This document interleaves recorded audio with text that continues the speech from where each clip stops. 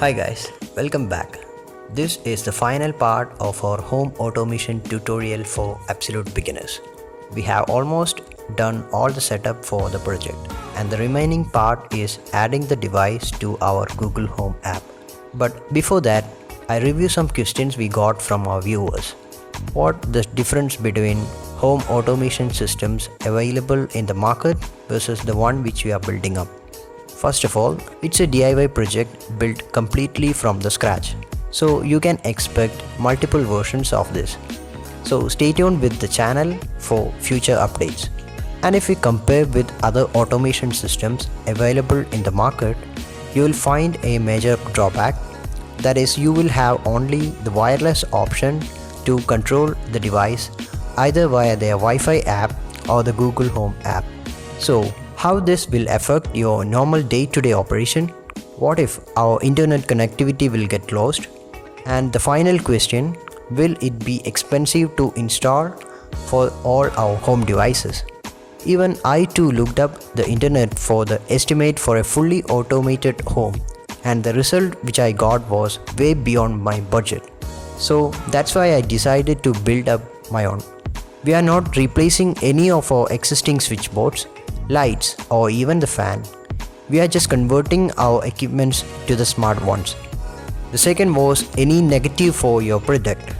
First of all, this is not a complete product yet but a prototype, I would say. But I have installed this in my home as well as 2 other homes, and the response was actually very good. But in the technical viewpoint, it has some shortcomings, and it will be covered up in the upcoming versions. The barrier for installing this in the home is that you must have a router or the Wi-Fi network in your home. If you have a broadband connectivity in your home, you can install it straight away.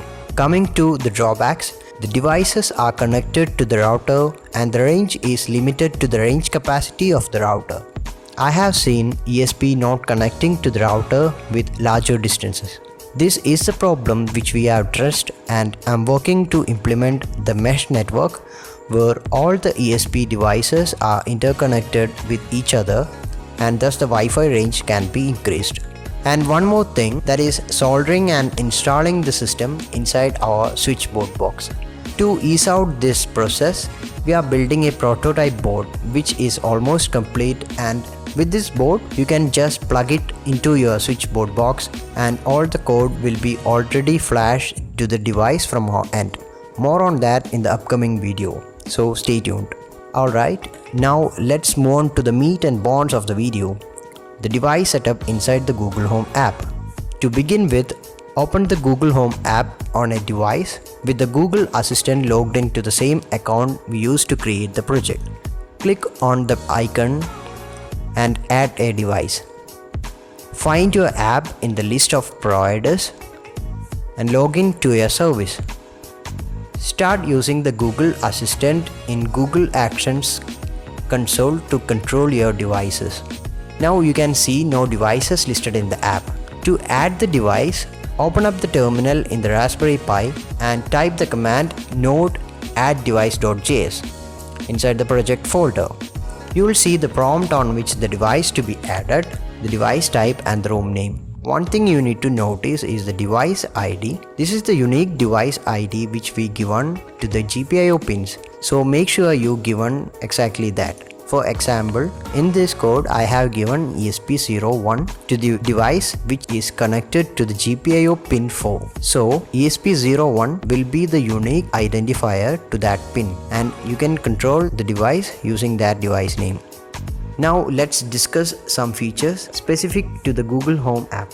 This is not limited to our devices but all the devices that are connected to the Google Home app. First one is the routines feature. You can schedule the timing of the device functioning or automate your devices. Let's see this in action. I have my outdoor light integrated with the Google Home app. Now I can turn on the device automatically at a specific time. Next is turning on all your devices with a click of a button.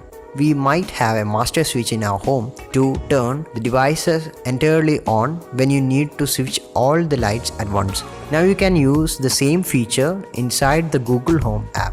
Now the last thing, Google will send notification if you don't turn on or off your devices, which you do frequently at specific times. Let's say if you daily turn on the light on a specific time in a day, and if you don't turn it on the next day, you'll get a notification in your phone regarding that. I find it a little intimidating, but sometimes I find it useful. So that's all for the video.